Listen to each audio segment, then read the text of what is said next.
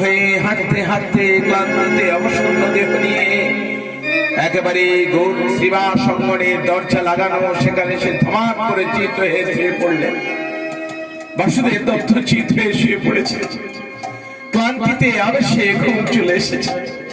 ও মা, দরজা লাগিয়ে চৈতন্য মহাপ্রভু শ্রীবাসকে হরিনাম সংকীর্তন করতে বলতেন।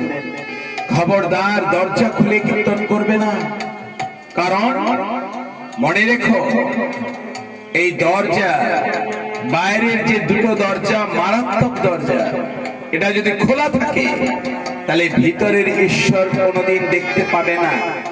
এই দুটো দরজার নাম দুটো চোখ আর দুটো কান। সেই জন্যই যদি পারো এই দুটো চোখ অর্থাৎ এই যে দুটো দরজা লাগিয়ে দিও। দুটো দরজা দিয়ে লাগিয়ে তোমার সমস্ত দেখবে সব অন্ধকার, তখন তুমি ভিতরের লোকটাকে দেখতে পাবে।